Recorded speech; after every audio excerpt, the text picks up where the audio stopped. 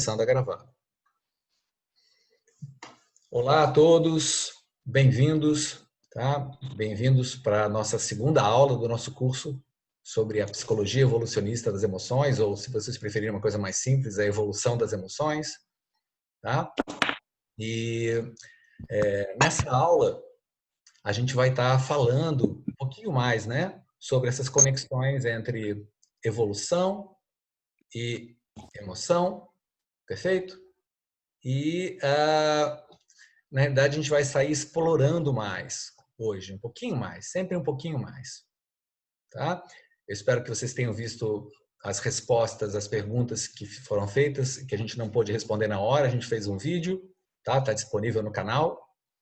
E vamos começar a nossa viagem hoje, nossa pequena viagem de 500 milhões de anos, para quando, né, os primeiros animais mais complexos começaram a aparecer no registro fóssil.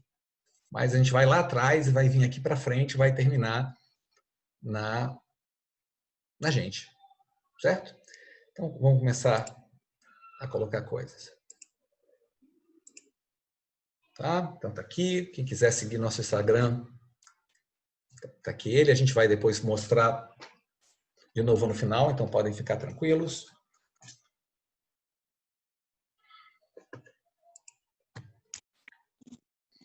Certo? Então, a gente pode pensar que hoje a gente vai falar um pouco mais sobre a origem das emoções, né? Como é que será que as emoções foram evoluindo? A gente, na verdade, vai falar isso várias vezes ao longo desse programa, mas em cada aula a gente vai dar algumas dicas, a gente vai fazer algumas reflexões a respeito, tá? E também a gente vai ver como é que as emoções, começar a pensar como é que elas se relacionam, que coisas influenciam emoções e que coisas as emoções influenciam. Tá? Então, a ideia é pensar como é que elas surgiram, tá? Pensar qual a função das emoções.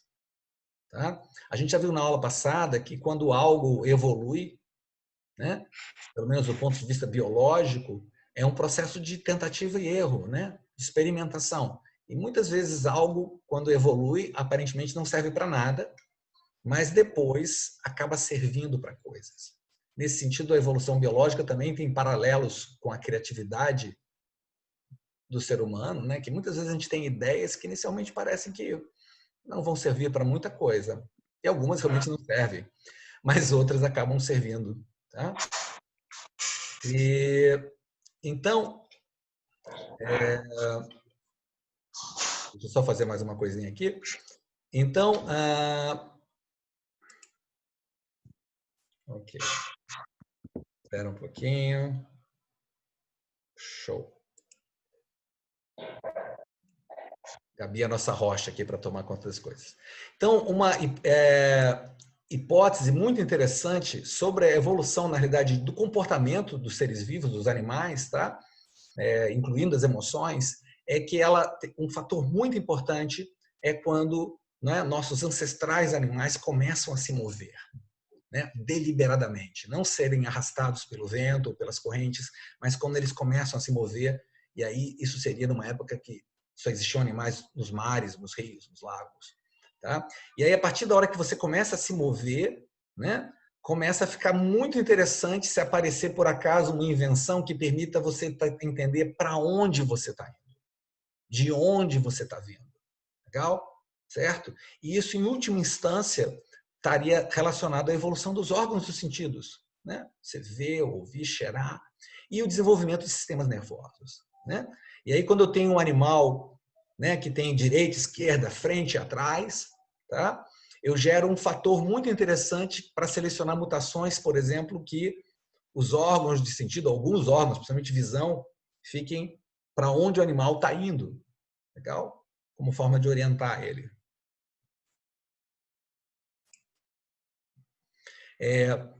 E aí a gente pode pensar, né? A gente, como eu falou, a gente não pode ainda, né, refazer a evolução dos animais que nem a gente faz as bactérias, que a gente pode fazer em dias, mas a gente tem evidências no registro fóssil, por exemplo, e nos animais que existem hoje, de vários tipos de sistemas, por exemplo, de ver, tá? De olhar.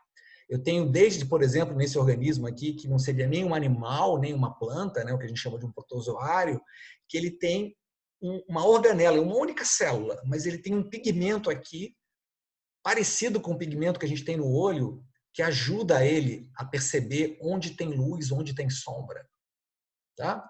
É interessante que esse animal existe hoje. Tá? Lembra que o processo evolutivo é uma grande árvore que vai estar crescendo, ele continua sendo unicelular, continua evoluindo, mas como ser unicelular. Mas em outros grupos da árvore, eu tive várias ramificações que deram origem, por exemplo, a diferentes olhos, como, por exemplo, o olho de uma águia, o nosso olho, ou o olho de um inseto, tá? Legal? Que são diferentes, vamos dizer assim, criatividades do processo evolutivo que tentam solucionar um problema básico. Como olhar? Como conseguir informação do mundo? Como andar pelo mundo? Legal? E todos esses seres, uma águia, uma mosca, um protozoário, estão vivos agora porque, de alguma maneira, eles conseguem, do jeito deles, solucionar, vamos dizer, esse problema. Tá?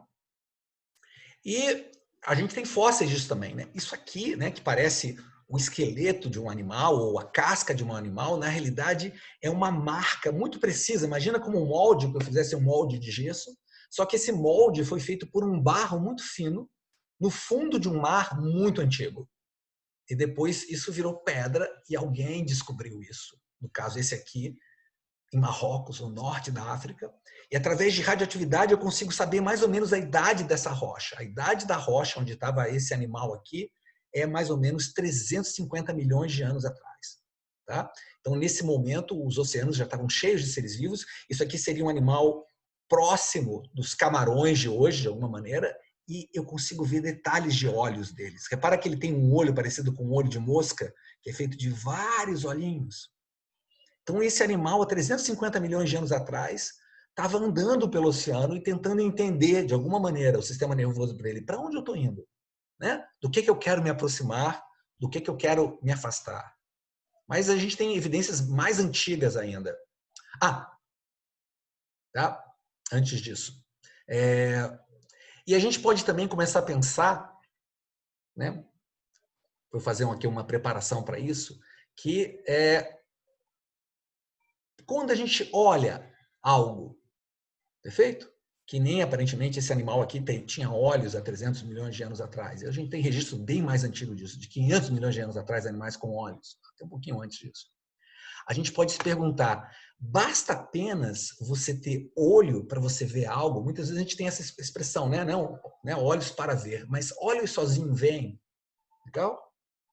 E aí a gente pode fazer essa coisa que talvez vocês tenham visto, né? O que vocês veem nessa foto aqui? Legal? Perfeito? Eu, na primeira vez que eu olhei essa foto, tá? Eu vi um casal de velhinhos. Legal? Casal de velhinhos, assim, até pô, faz pouco tempo que foi o Dia dos Namorados, imagina um casal de velhinhos comemorando o Dia de Namorados dele. Só que eu posso olhar e ver um casal não, duas pessoas jovens aqui. Pode ser um casal também, né? Mas duas pessoas jovens aqui. Legal? Então repara que o mesmo conjunto de pontos de luz, de cor, eu posso interpretar de maneiras diferentes. E o meu cérebro está fazendo isso. A gente não vê somente com os olhos. Os olhos são só uma parte do processo de você ver. Legal? Como você vai interpretar isso, e para isso que a gente precisa de um sistema nervoso. Né? Da mesma maneira, por exemplo, nessa foto aqui. Tá? Legal? Então, o que a gente está vendo nessa foto não é só a luz que está entrando na gente, mas como a gente está interpretando esse lugar. Né? Imagina que esse é um ambiente aqui, que você está caminhando pelo meio da floresta e você viu esse lugar. Né? Você gostaria de chegar mais perto dessa foto? Ou você gostaria de se afastar dela? Depende. Né? Depende quais são, quem é você, depende quais são as suas intenções. Legal? Depende do que. Olha o que tem nessa foto aqui. Né? Eu, quando olhei essa foto pela primeira vez, eu vi somente, né, mato. Mas depois eu percebi que tem um tigre deitado. Vocês conseguem ver o tigre deitado no meio dessa foto? Legal? Agora que eu marquei ele, né, dá para ver bem. Mas ele estava ali o tempo todo. E o engraçado é que depois que a gente vê o tigre, depois que o nosso cérebro consegue perceber isso, fica fácil de você ver. Então, aquela pergunta, será que você gostaria de se aproximar desse lugar? Depende, né? Se você é, por exemplo, um ser humano andando sozinho ou qualquer outro animal que possa ser uma presa do tigre, você vai querer se afastar daí, não é verdade? A não ser que você esteja num carro de safari muito bem protegido. Se você é um outro tigre procurando companhia, você vai querer se aproximar. Mas tudo isso depende de você conseguir interpretar o que os seus olhos estão mandando para o seu cérebro. E tem uma coisa muito legal disso, que depois que você consegue ver o tigre aqui, fica muito mais fácil você perceber o tigre aqui, naquela fotinha original. Legal? Quando eu montei esse slide, eu olhei, vi na internet, tem um tigre aí. Eu fiquei procurando, levei um tempão para achar. Aí achei o tigre, certo? Aí depois fui fazer outras coisas. Quando eu olhei de novo, ele não estava lá. Eu tive que procurar novamente. E quando eu olho a foto ampliada, eu consigo rapidamente olhar aqui, certo? Meu cérebro, depois que ele identifica um padrão, ele consegue rapidamente reconhecer esse padrão, né? Isso que a gente chama, por exemplo, né, de fechar uma gestalt, né, em teoria da percepção. Então, a ideia é que os seres, quando foram evoluindo, eles andavam no mundo, tá? No mundo cheio de coisas, cheio de cores, de luz, de formas. E a grande questão é como a gente interpreta isso. Então, há 500 milhões de anos atrás, tá? Isso aqui seria uma imagem, né? Como seria se tivesse um ser humano lá olhando. Tá? Vários tipos de animais. Inclusive, não sei se vocês conseguem ver, fechar uma gestalt, tem um animal maiorzão aqui, que seria, na verdade, o tamanho de um cachorro quando adulto, com 2 olhos. Tá? Legal? Como é que eu acho que existe esse animal? Porque isso aqui é a marca que ele deixou na pedra. Tá? Novamente, um sedimento muito fino que virou pedra e permite vários detalhezinhos. E aí eu consigo reconstruir isso aqui. Esse é um sedimento de 508 milhões de anos do Canadá. Legal? Onde tem esse animal e todos esses animais aqui. Esponjas, vários tipos de coisas que eu podia chamar de camarões, corais. E ele provavelmente era um predador. Tá? Era o maior predador ali, é o Anomalocaris. Quem gosta de ver filmes sobre fauna pré-histórica já deve ter visto ele. Tá? Então, ele, com os olhos dele, o que ele podia estar fazendo? Tentando procurar presas, tentando procurar parceiros, legal, para se reproduzir ou para andar em cardumes, e tentando talvez evitar anomalocares maiores do que eles, que tentassem comer eles. A questão toda é que, né, o problema ou o dilema incrível de você perceber o mundo é você tentar entender o que está acontecendo, o que eu estou percebendo no mundo. Está no mundo ou está em mim? Okay? Por exemplo, quando um animal se move, o mundo em relação a ele está se movendo também, não é verdade? Quando a gente está num carro andando, a estrada parece estar andando para trás. Como é que eu consigo saber que o que está andando por conta própria e o que está andando porque eu estou me mexendo? Concorda que essa é uma pergunta muito importante? Imagina que você está num oceano, numa selva. Aquela coisa ali se mexeu por conta própria ou ela se mexeu porque eu me mexi? E aí tem essa figura que é fascinante, né? Que muitas pessoas, eu inclusive, quando olho para ela, ela começa a se mexer. Né? Vocês talvez já tenham visto ela. Vocês conseguem perceber ela se mexendo? A pergunta é, ela está se mexendo mesmo ou é você que está se mexendo? Ela não se mexe, tá? Isso não é um GIF animado, tá? É uma figura estática. Só que ela é feita de tal maneira que ela engana o processamento do seu cérebro. E quando você se mexe, e os nossos olhos estão sempre se mexendo, ela parece se mexer. Se você tentar fixar o seu olho, e não mexer muito ele, ela vai mexer menos. Mas o nosso olho faz movimentos chamados sacádicos, muito rápidos, e a gente não tem controle total sobre eles. Então, de vez em quando, as coisas se mexem. Só que essa coisa que está se mexendo aqui, está se mexendo dentro de você, não lá fora. Então, a ideia principal disso é que o nosso cérebro está o tempo todo processando o mundo, processando coisas, informações que vêm para ele, e tentando dizer o que está acontecendo, né? A gente pode pensar que o que a gente chama de realidade, eu cheguei até a responder isso numa pergunta que teve, o que a gente chama de realidade é a nossa hipótese sobre a realidade. É o que a gente acha que está acontecendo. Legal? E o dilema da vida é conseguir uma hipótese que tenha uma relação com a realidade, que consiga a gente viver e, para nós, seres humanos, também para outros organismos, não só viver, mas viver com qualidade. Né? Será que a forma que eu percebo o mundo, legal? É de tal maneira funcional para que eu consiga ter uma vida legal, para que eu consiga me relacionar com as pessoas? Legal? Será que o filme, o documentário que eu estou fazendo da realidade, legal? Está me ajudando a me relacionar com a realidade ou está criando problemas para mim? Isso vai ter super a ver com emoções, porque uma das coisas que todo ser humano tenta adivinhar ou criar hipóteses é sobre o que os outros seres humanos estão sentindo. Essa pessoa que está olhando para mim agora, né? Que emoção ela está sentindo em relação a mim ou que ausência de emoção? Tá? E isso é crucial. E isso o nosso cérebro faz, tenta fazer. Tem bilhões de células agora, literalmente bilhões de células no seu cérebro, cada uma um ser vivo, trabalhando juntas para você tentar entender, formular uma hipótese sobre o que você está vendo. Outros bilhões tentando entender o que você está ouvindo. Outros bilhões, se você está comendo alguma coisa, aquele gosto, é gosto de quê? É gosto de algo que pode me fazer bem ou de algo que pode fazer mal? Um olfato que às vezes traz uma lembrança, né? O mais incrível, e a gente perceber isso, é genial em termos das possibilidades que dá isso para a gente tentar criar novas formas de perceber o mundo e as emoções, é que isso não acontece somente do lado de fora. Eu não estou só fazendo hipóteses sobre o que está acontecendo lá fora. Eu também estou fazendo hipóteses sobre o que está acontecendo aqui dentro de mim. Que tipo de emoção eu estou sentindo agora? Que tipo de sensação eu tenho? Que emoção essa pessoa provoca dentro de mim? Por exemplo, né, a gente já tem bem mapeado áreas no cérebro que não são destinadas a ver, vamos dizer assim. Elas funcionam para tentar entender o que meu corpo está sentindo. Legal? Então, por exemplo, aqui eu tenho áreas, e são áreas aqui dos lados do meu cérebro, legal?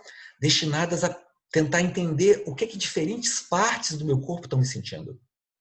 Meus lábios, meu nariz, a minha mão, meus pés. E o fascinante dessas áreas é que o tamanho que elas ocupam no meu cérebro está muito relacionado com o jeito humano de perceber o corpo.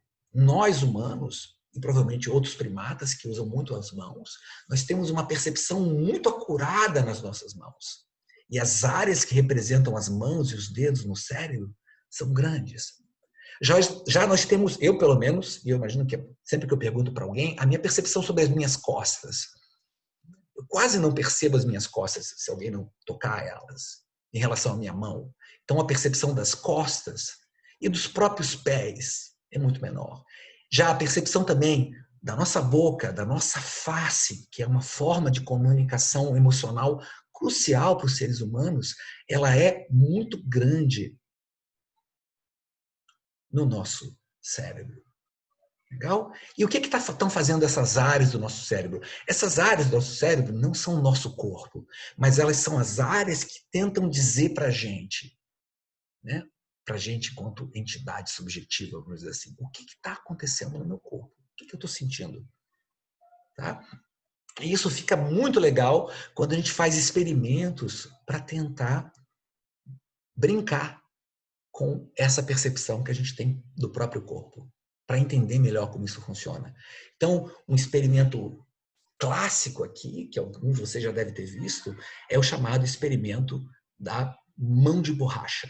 Legal? Que a gente pode falar aqui, mas eu prefiro mostrar num vídeo, porque um vídeo fica bem mais interessante. Tá? Vamos ver um vídeo desse experimento aqui? Ups. E para isso a gente tem que compartilhar a tela.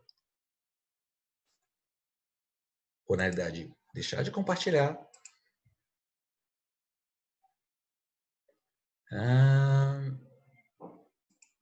E pronto. E aí eu vou precisar que a Gabi me passe de novo serroche, Gabi, para eu poder fazer isso. Tem esses truquezinhos. Só um segundo, vou passar. Maravilha.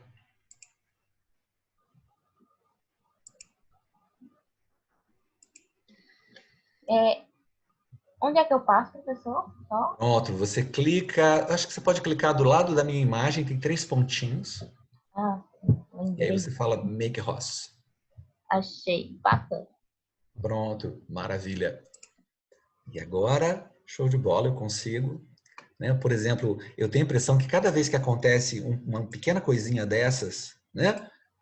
Que meu corpo sente um pouquinho de ansiedade. Vocês já tiveram isso quando você vai tentar fazer algo funcionar numa palestra e não funciona? Né? E como é que eu sei isso? Né? Como é que o corpo sabe que o corpo está sentindo alguma coisa? Tá? Então, olha só, um experimento aqui. Legal? Isso aqui é de um documentário. Esse senhor aqui é um ator, vocês já devem ter visto ele fez um documentário sobre percepção. Ele está botando uma luva, legal?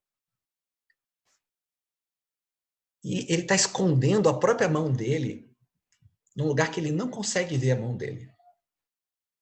Legal? E em cima da mesa tem uma mão de borracha, tá? Essa mão não é a mão dele, tá? É uma mão de borracha, a mão dela está aqui embaixo. E o experimentador está passando com um pincel nessa mão de borracha que ele está olhando, não é a mão dele, tá?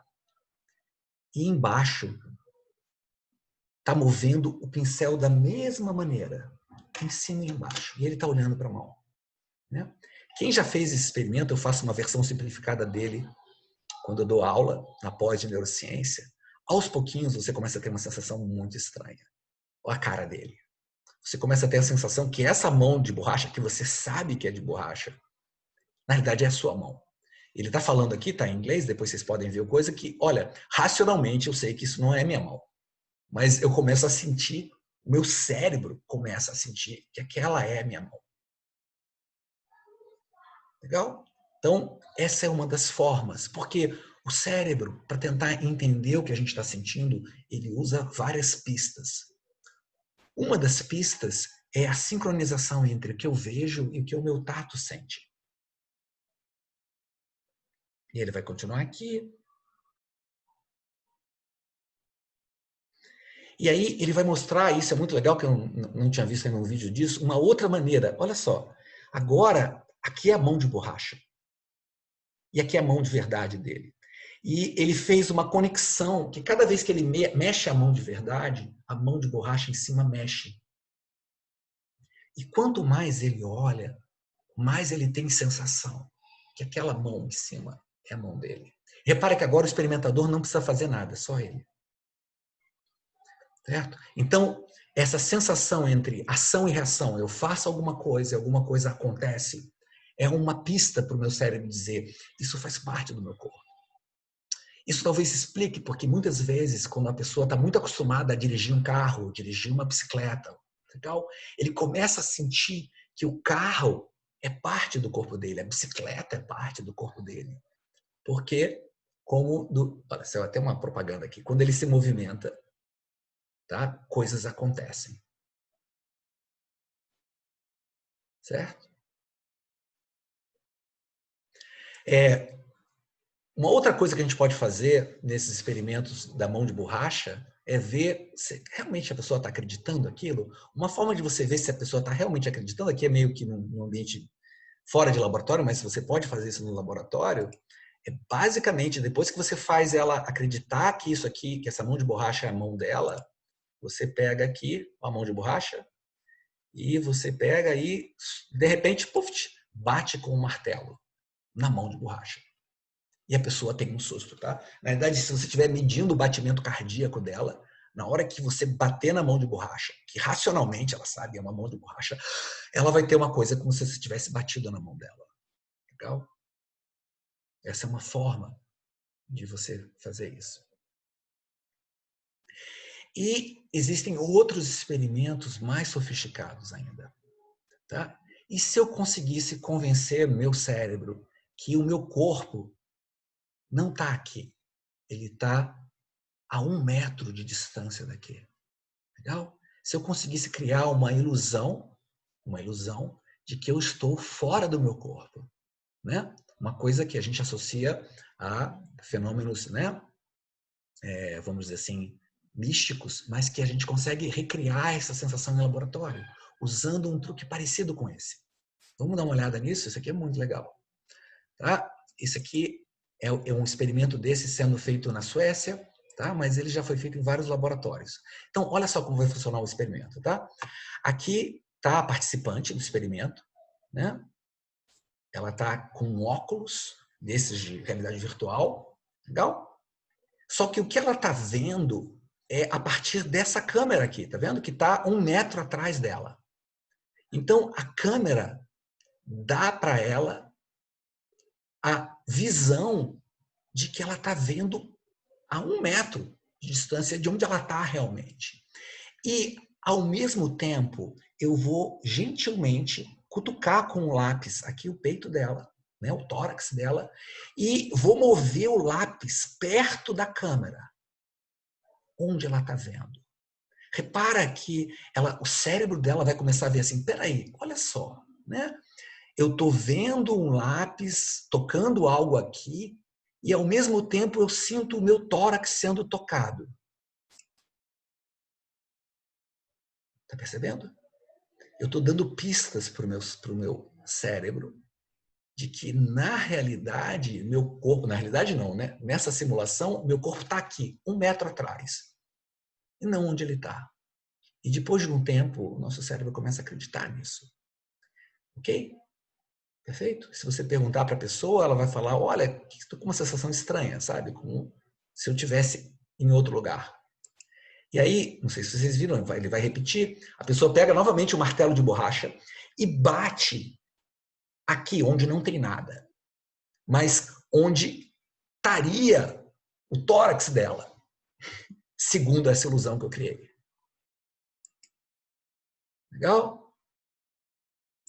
Tá vendo a pessoa, né? Ele está batendo no vazio, mas concorda que a câmera 3D faz a pessoa, né, achar que ela está ali, mas não só os olhos. Olha o que vai acontecer. Ela fez, ok, legal, está criando essa sensação de que você está longe, está em outro lugar do espaço. E a pessoa fala, olha, eu estou me sentindo em outro lugar do espaço. E olha o que vai acontecer com a pessoa quando ele bater com o martelo. Olha para o corpo dela. Daqui a pouquinho ele vai bater com o martelo. Daqui a pouquinho, mais um pouquinho. Né? Ele está tocando aqui no vazio e tocando lá com o lápis lá. Atenção, martelo. Olha o corpo dela. Não sei se vocês perceberam, mas ela fez assim. Legal? Olha para o corpo dela. Ela fez assim. Tá? E aí, isso corrobora o relato da pessoa. Tá? Olha, eu estou me sentindo fora daqui. E se você medir o pulso dela, talvez... Mas ele não acertou o martelo nela.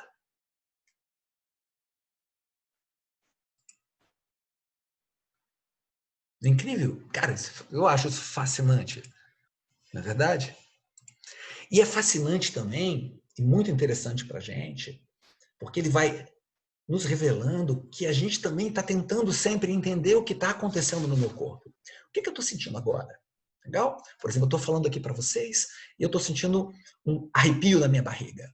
Por que é isso? É porque eu estou animado, entusiasmado, porque eu estou dando aula de um assunto que eu gosto, ou porque eu estou ansioso de estar falando por muita gente? Ou as duas coisas? E percebe que, em função das experiências que eu tive no passado, como eu fui criado, como eu fui educado, né? Como as pessoas me trataram no passado, o meu cérebro pode ler os mesmos impulsos que vêm do meu corpo de maneiras muito diferentes.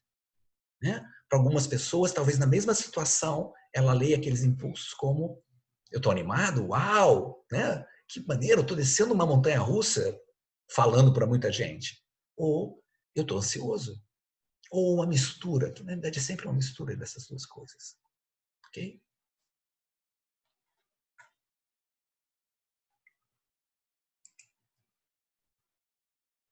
E aí, eu acho que é um momento bem legal para a gente, né, dar uma pausinha, tá? E dar uma olhadinha em algumas perguntas. Perfeito? Ok? Lembrando que a gente não tem como responder para todas as perguntas, a gente vai responder algumas agora e outras vocês podem mandar ou colocar aqui, a gente tenta responder depois. Tá? Mas mais importante do que a gente responder as perguntas é vocês se permitirem fazer elas. Ok? Porque essa é a base do aprendizado. Cada vez que a gente se pergunta, a gente está aprendendo.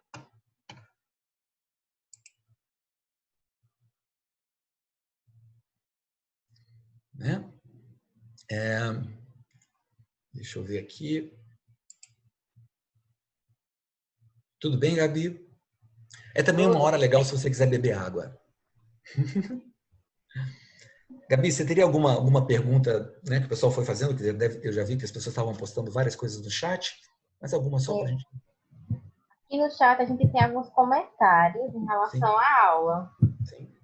Quando eu estava passando o vídeo, né, da mão, aí algumas pessoas comentou aqui, bem interessante também, em relação ao membro fantasma. Né? Aquelas pessoas que quando perdem algum membro, elas ficam sentindo ainda, né, a dor, sentem algum incômodo em relação a isso. Sim, exatamente, né?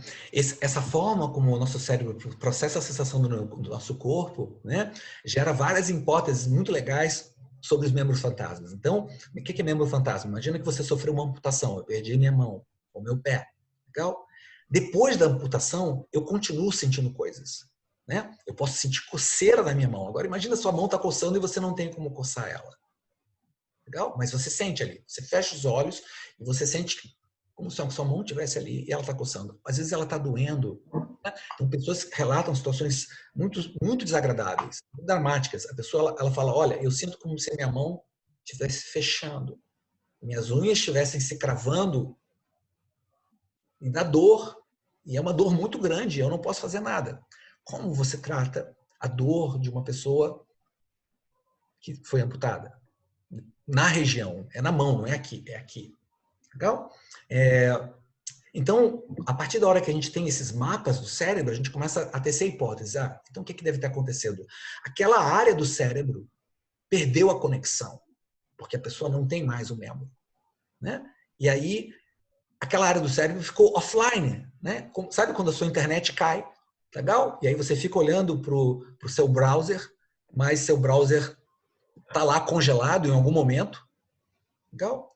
Isso pode ter acontecido. Congelou. A percepção dela, a representação dela da mão congelou. E aí tem terapias muito interessantes para isso, que, por exemplo, usam espelhos. Não sei se vocês já viram. Né? Eu coloco, por exemplo, se eu perdi uma mão somente, eu coloco a mão que eu tenho e um espelho, ok? Que vai refletir essa mão.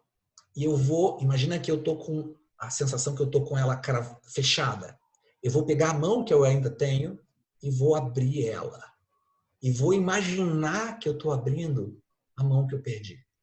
E as pessoas que passam por esse tipo de terapia relatam que depois de um tempo, elas têm a sensação imaginária, porque elas não têm mais a mão, que aquela mão abre e a dor delas passa.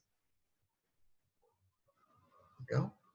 Isso também tem uma série de repercussões muito importantes para, por exemplo, doenças psicossomáticas. Né? Quando a pessoa tem uma dor muito forte em alguma parte do corpo e a gente não consegue encontrar a causa.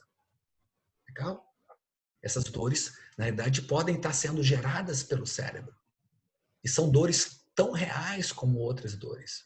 E aí você tem também várias terapias que vão usar a imaginação para conseguir aliviar essas dores, interferindo no funcionamento do cérebro. Porque sempre que você imagina alguma coisa, né, mesmo que alguém não esteja vendo do lado de fora, dentro do seu cérebro, coisas estão acontecendo. E aí várias coisas legais, né? Percebem como a gente pode, né? E isso, obviamente, está ligado também como a gente percebe as emoções do corpo. Ok? A pessoa falando, acho que é muito fácil enganar a sensação humana. Né? Perfeito? Esse comentário, sim, é fácil, mas também tem toda uma dedicação para você conseguir construir essas figuras, construir esses experimentos. Não é verdade? Mas sim, né? Na realidade, a gente pode pensar que todos nós vivemos em algum lugar entre o engano total, né, e a realidade total. Ninguém consegue ver exatamente o mundo como é. Né? Mas, de uma certa maneira, se um ser vivo, se uma pessoa está viva, isso significa que, de alguma maneira, de alguma forma, a percepção que ela tem do mundo consegue resolver os problemas dela básicos para ela estar ali. O que não quer dizer que ela não possa, talvez, construir uma outra representação do mundo que, além de sobreviver, permita ela viver melhor. Então, nesse sentido, todos nós que estamos aqui estamos, em parte, nos enganando, em parte, conectados à realidade. Senão, a gente não estava aqui. Todos os seres vivos que existem no planeta Terra, de alguma maneira, estão conectados à realidade. Senão, eles não estariam vivos. Mas, ao mesmo tempo, vivem na versão deles da realidade. E essa versão vai mudando à medida que a evolução vai passando. Não necessariamente para melhor, não necessariamente para pior. Às vezes ficando diferentes formas de ser a mesma coisa.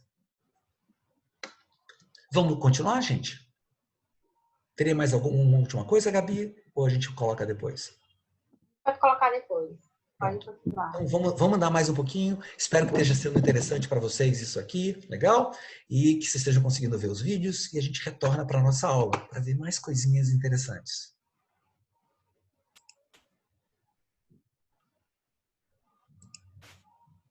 E aí, vamos continuar. Ok?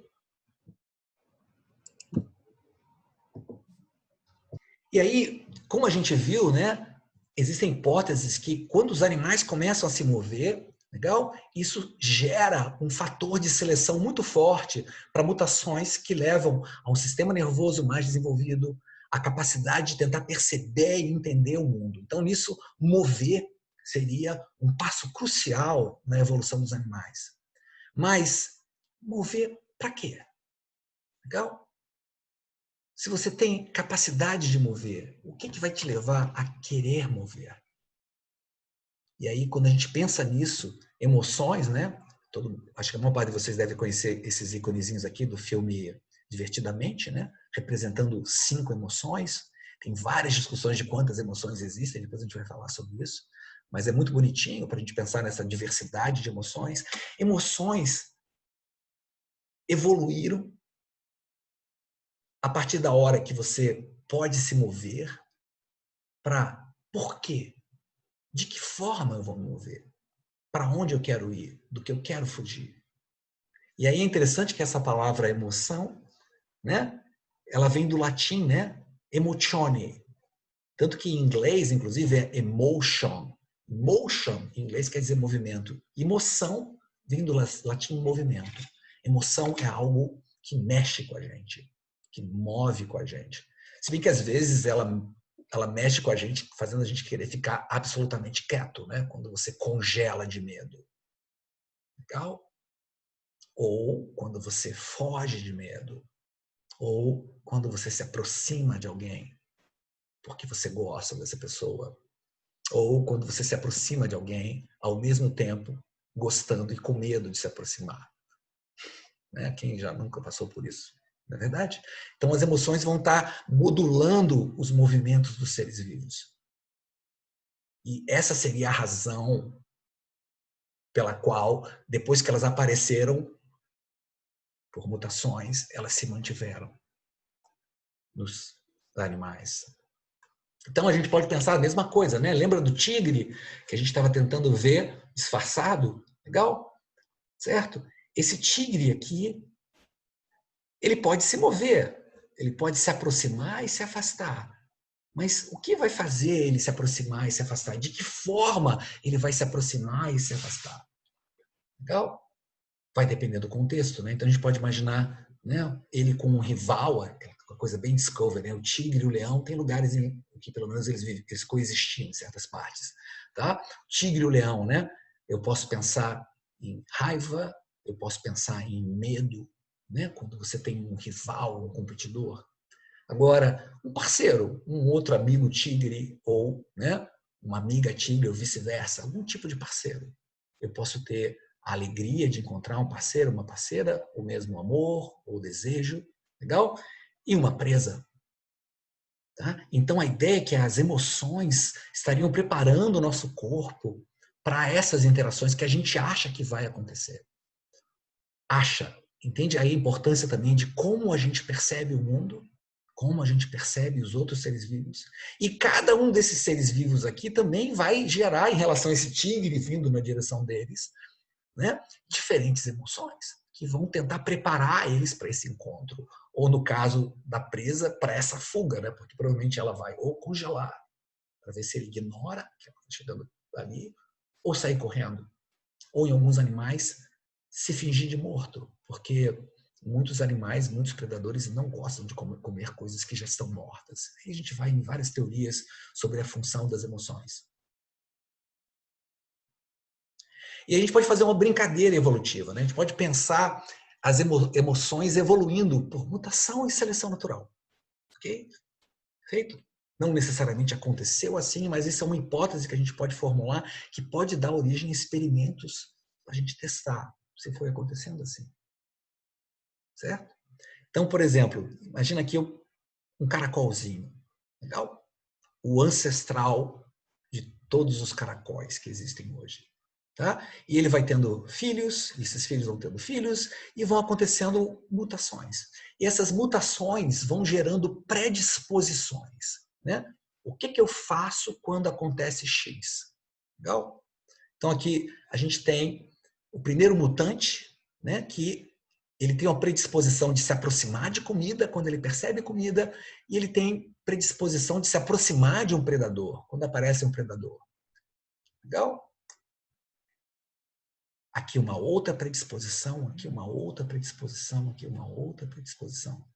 Qual será dessas, né, dentro desse cenário evolutivo, que vai ter mais chance de ir para frente? Qual dessas tentativas, ou dessas criações, ou dessas combinações tem mais chance de ir para frente? Aí a gente está pensando em seleção natural, em reprodução diferencial. Vocês chutam? Mutante 1, mutante 2, mutante 3, mutante 4, podem chutar aí no chat. Legal? Feito. E, né, dentro desse coisa super simplificado, né, quem conseguiria ir para frente seria o mutante 3. Né? Porque o que acontece? Né? Todo ser vivo precisa de comida. Legal? Alguma comida. Demais pode fazer mal, mas alguma comida todo ser vivo precisa. Legal? Então, se aproximar de comida ajuda na sobrevivência. E todo ser vivo, né, se ele for predado, isso não vai ser muito bom para ele, né, porque ele vai morrer. Então, evitar predadores é legal. Aproximar de comida é legal, aqui o mutante 1. Agora, se aproximar de predadores, né, legal, a não ser que você seja muito bem equipado para lidar com eles, não é legal. Então, aqui eu teria um processo muito simples de você pensar como o nosso leque de emoções, né, foi sendo selecionado. Então, eu identifico algo como perigo, eu vou ou correr ou lutar. Eu não vou chegar para abraçar. Você não vai chegar para abraçar um tigre selvagem. Não é verdade? Legal? Não funciona. Tá? Fugir de comida, se você está passando fome, também não é legal. E aí você teria esse processo. Então, esse processo seria a base da evolução do que a gente pode chamar das nossas predisposições biológicas. Ok? Alguém, né, na última pergunta, perguntou assim, né, a gente respondeu, né, se o ciúme era biológico ou cultural. Eu falei que provavelmente tem as duas coisas. Mas a parte biológica dos comportamentos, a gente pode imaginar que essa parte que não é tudo. Legal? A parte biológica instintiva, herdada, que você recebe dos seus ancestrais, viria assim. Legal? Algumas combinações de emoções funcionam, outras combinações não funcionam tão bem.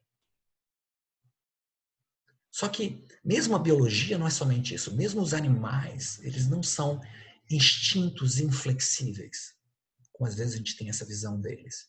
Eles são mais flexíveis do que esses instintos hereditários, porque uma coisa que vai surgir ao longo da evolução é a capacidade de aprender. É a capacidade de desenvolver uma memória de vida, uma história de vida. E o interessante é que isso aparentemente aconteceu há bastante tempo já. Legal? Porque muitos animais têm essa capacidade de aprender. Ok? Um exemplo famoso dentro do estudo da memória, né? É essa lesma, inclusive por isso que eu usei um caramujinho lá, essa lesma marinha, tá? Que ela mostra uma capacidade muito interessante. Que a gente tem um videozinho aqui para dar uma olhadinha nesse vídeo.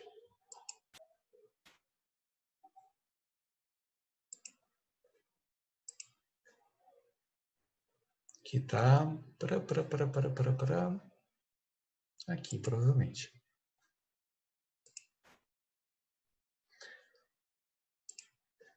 Então, aqui está uma písia, perfeito? Ela está numa situação de laboratório. Aqui eu tenho, ela está viva, tá? Aqui eu tenho a guelra dela e aqui eu tenho o sifão. Ela é uma lesma marinha, ela respira através desse sifão e leva água para as guelras. Tá? E aí, o que vai acontecer? Vem um experimentador e cutuca ela aqui na guelra dela. Na guerra não, no sifão. Olha o que ela vai fazer. Reparou que ela contraiu um pouquinho? Né? Basicamente um reflexo. Você vai lá, cutuca ela, ela retrai um pouquinho. Ok? Isso não implica em nenhum tipo de aprendizado e memória. Ela faz assim, aparentemente. Só que agora, numa segunda condição, olha o que eu vou fazer. Esse é o experimento clássico. Agora, eu tenho 2 fiozinhos aqui e eu vou dar um choque leve, uma pequena descarga elétrica aqui. É leve, mas ela não gosta, tá? Aparentemente. Por quê? Eu fui. Reparou que ela contraiu a guelra dela? Legal? Ok. Um outro reflexo. Só que a coisa mais doida disso é que se eu voltar novamente e der o mesmo estímulo que eu tinha dado antes, ela reage com mais força. Tá? E a gente pode comparar aqui as duas coisas.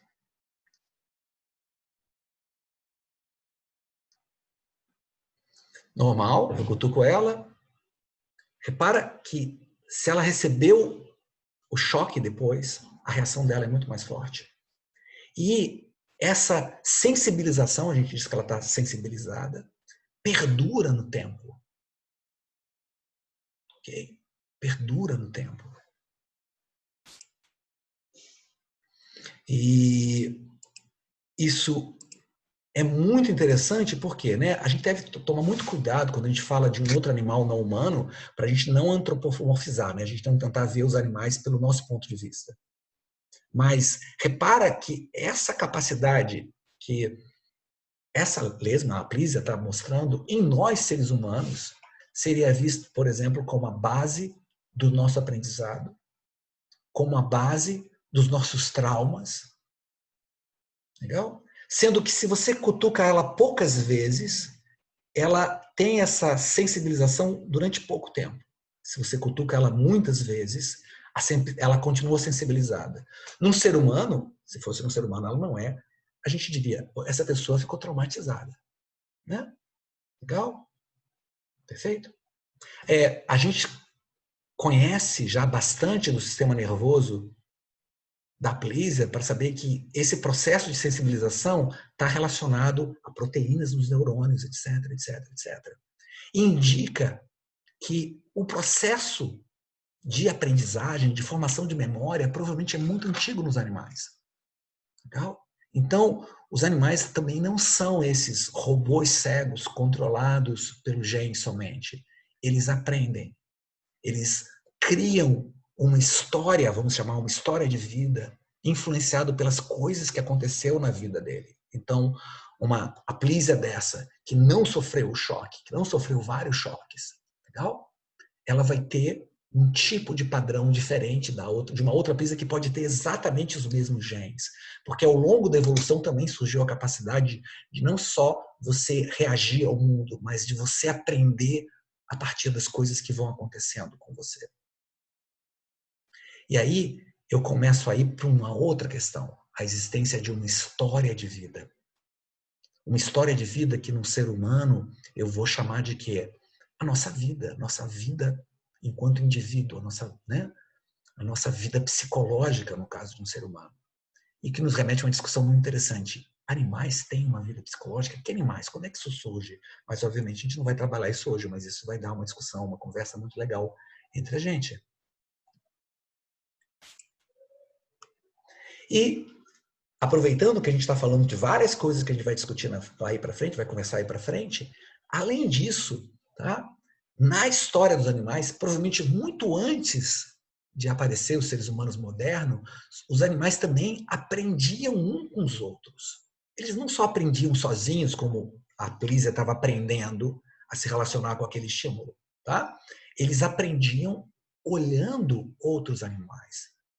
E o aprendizado por imitação é a base do que a gente chama hoje de cultura, né? Quando várias coisas que eu sei, por exemplo, esse experimento que eu vou mostrar para você, eu não vi ele diretamente. Eu vi algo escrito, ou eu vi um vídeo de algo que aconteceu. E aqui é muito legal esse experimento, porque a gente tem vários já trabalhos, por exemplo, com mamíferos, chimpanzés aprendem a usar ferramentas, baleias, mas agora cada vez mais a gente começa a perceber que outros animais, além de mamíferos, aprendem. Aqui a gente tem um lagartinho, esse é um lagartinho muito simpático, para quem gosta de lagartos, que é usado como pet. E nesse experimento, o pesquisador colocou ele para tentar com uma coisinha de comida, só que entre ele e a comida que ele adora, tem uma grade. E essa grade, ela desliza, tá? Então, o lagartinho tem que botar o narizinho ali, fazer assim, legal? E entrar lá e pegar a comida. Só que alguns dos lagartos estavam vendo um vídeo tutorial, literalmente é um vídeo tutorial, está vendo uma câmera aqui, e nesse vídeo tutorial eu mostrava um outro lagarto fazendo o truque, abrindo. Na verdade, eles viam 3 tipos de truque. Ou eles viam, aqui embaixo, um lagarto abrindo a porta para a direita, ou um abrindo a porta para a esquerda, ou um terceiro lagarto que ficava lá sem fazer nada, olhando para a comida e não abria a porta. E o incrível desse experimento, foi publicado numa revista bem legal, depois eu vou mandar o link para vocês, que os lagartos que viam outros lagartos abrindo a porta, eles conseguiam abrir a porta. Rapidamente eles aprendiam. Os que não viam, pelo menos durante o tempo que foi deixado, e eles só ficaram ao mesmo tempo que os outros, eles não conseguiam abrir a porta. Eu tenho transmissão social de conhecimento em lagartos. Não só em lagartos, agora a gente tem isso em vários outros animais. E quanto mais a gente estuda, a gente vê que, tudo bem, a cultura humana com certeza é única, no sentido unicamente humana, mas outros animais também têm influências sociais no conhecimento deles.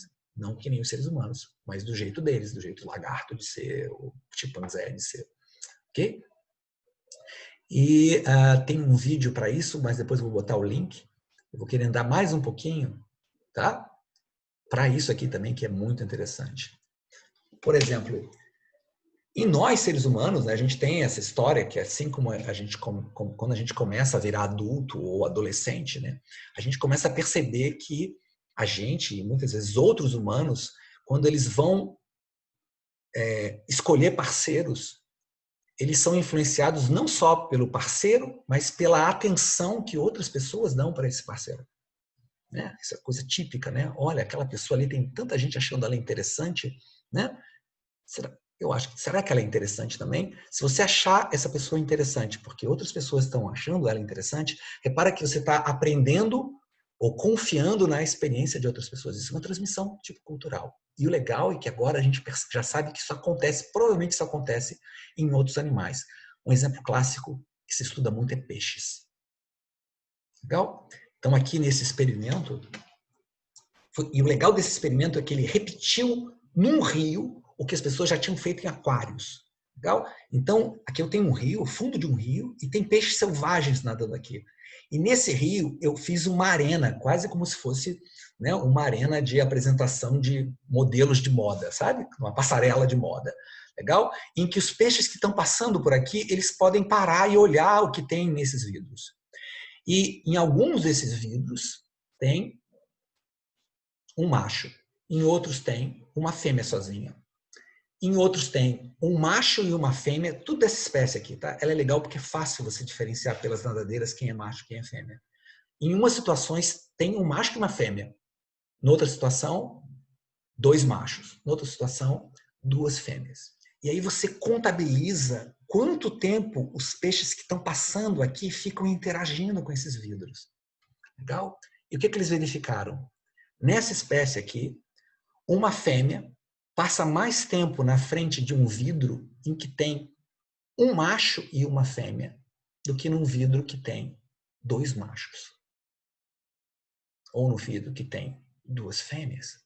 E o mesmo vale para os machos também. Os machos passam mais tempo num vidro que tem um macho e uma fêmea do que 2 fêmeas. Legal? Isso reforça uma série de experimentos de laboratório mostrando que nessa espécie de peixes e outros peixes parecidos com esses, o que o outro acha do meu parceiro influencia o meu julgamento. Tá? Em laboratório as pessoas conseguem inclusive mudar preferências. Você tem um peixe que ele gosta de um parceiro preferencialmente com a cor tal. A nadadeira do parceiro da parceira é vermelha, eu gosto dessa cor. Se você bota ele um peixe azul ou uma peixe azul e bota um outro do sexo oposto, aparentemente dando atenção para ele, ele muda o gosto. Não, mas pensando bem, azul é tão legal, sabia? Tá? Quando a gente está fazendo isso, quando os peixes estão fazendo isso, a gente está usando informação social.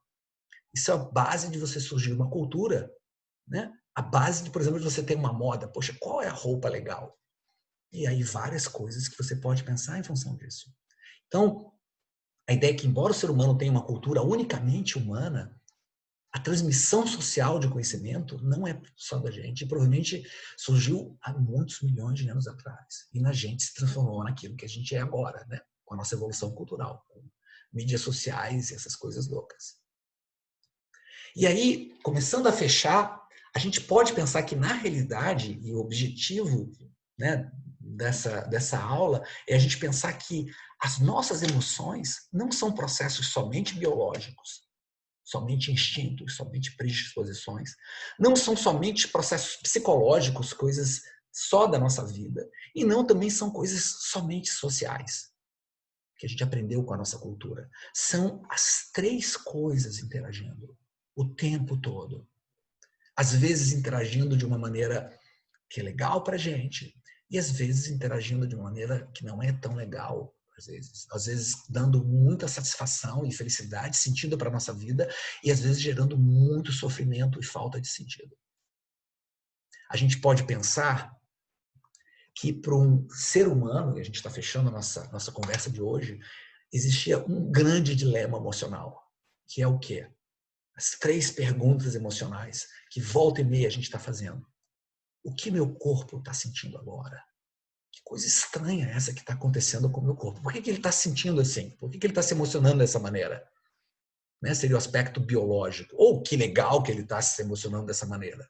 A outra pergunta, o que eu gostaria de sentir agora? Não o que os meus instintos dizem que eu deveria sentir, não o que a sociedade diz que eu deveria sentir, o que eu gostaria de sentir agora? Quando você está falando isso, está fazendo essa pergunta, você está perguntando a sua história de vida, a sua dimensão psicológica. E, por fim, o que as outras pessoas gostariam que eu sentisse agora? E aí você tem a dimensão social, que é também uma dimensão importante. Na verdade, as 3 são importantes, porque todos nós temos um corpo. Todos nós dependemos mais ou menos de outras pessoas para viver. Mas todos nós também temos a nossa história de vida. E você conseguir achar um equilíbrio possível entre essas 3 coisas, que muitas vezes, às vezes vão numa mesma direção e é maravilhoso, mas às vezes elas entram em conflito, seria a grande questão de a gente entender as nossas emoções. É isso aí. Obrigado, gente. Então essa foi a nossa conversa de hoje, tá? Para a gente dar mais um passinho nessa nossa aventura da evolução das emoções.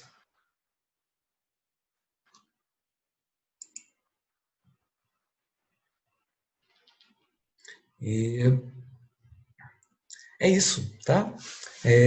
Se a gente tiver alguma pergunta, alguma colocação para falar, pessoas agradecendo, obrigado também por vocês estarem aqui com jeito. Foi emocionante, para mim é emocionante estar aqui, tantas pessoas aqui. Legal? E é isso.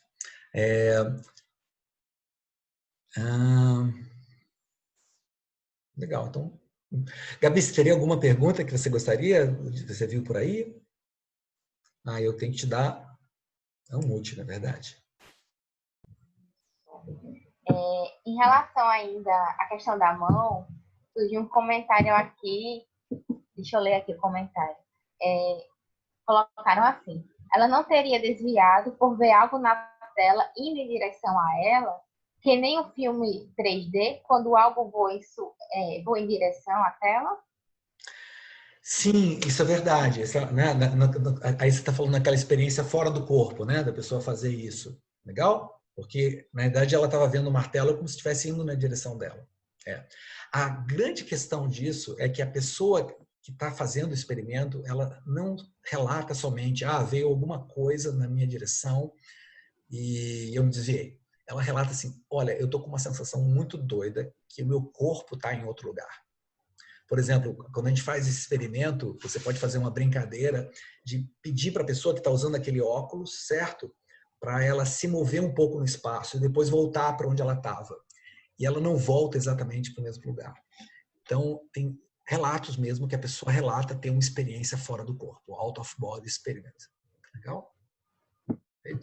Eu mesmo já participei de uma experiência dessa num laboratório que é parceiro da gente, na Espanha, que eles induzem você, através de câmeras 3D, você se colocar no corpo de outra pessoa.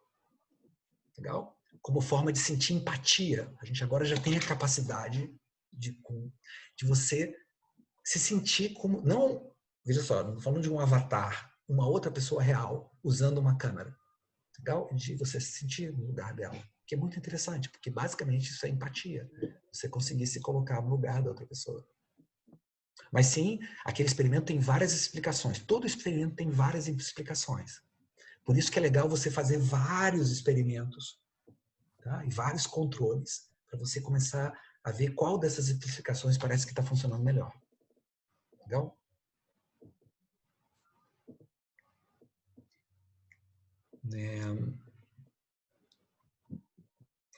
Ok, tem uma pergunta sobre o aspecto dito espiritual, legal? Do ser humano, tá? Veja só, no caso, por exemplo, esse experimento de ficar fora do corpo, né, dialoga com experiências que você tem em várias culturas, tá? Só que aqui a gente não vai ter tempo para falar o que seria isso, né? A gente faz uma pergunta que depois a gente pode responder assim, né? Colocar a minha visão, como é que a gente define isso. Lembrando também que cada cientista, embora todos os cientistas concordem com a importância de você fazer experimentos, com a importância de você fazer experimentos que sejam públicos, que as outras pessoas possam repetir, legal? Que dessa maneira eles possam ser considerados idôneos, porque, né? Cada cientista vai ter algumas explicações diferentes para cada experimento. E isso cria a diversidade da ciência. Verdade? E tem coisas também que a ciência ainda não explica, né? Mas, ou será que não explica? Isso fica para a próxima pergunta, para a gente falar depois. Perfeito?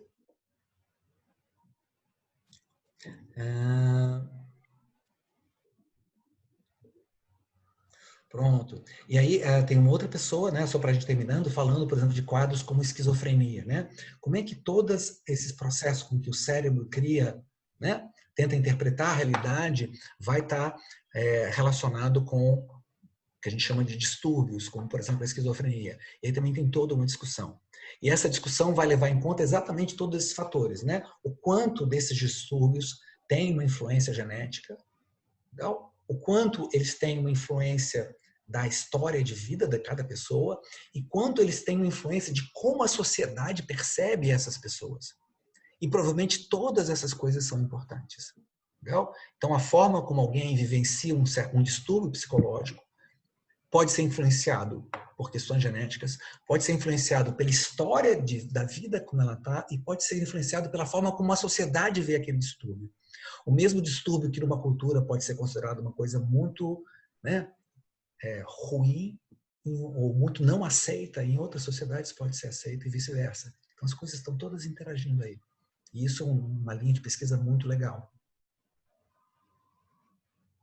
Ok? Pronto. E estou vendo mais perguntas aqui que vocês vão colocar para a gente conversar depois. Perfeito? Legal? É isso aí, gente. Tô desmutando todo mundo. Legal? Quem quiser pode dar um alôzinho, um tchauzinho aí. Tá? Foi um prazer ter vocês aqui. Legal? E a gente vai, assim que eu terminar aqui, a gente vai colocar isso no canal do YouTube. Tá certo? Um grande abraço, uma ótima semana, tá? Emoções que deem sentido para nossa busca no mundo, para todos. É o que eu desejo. Um abração, gente. Tchau, tchau. Tchau, gente.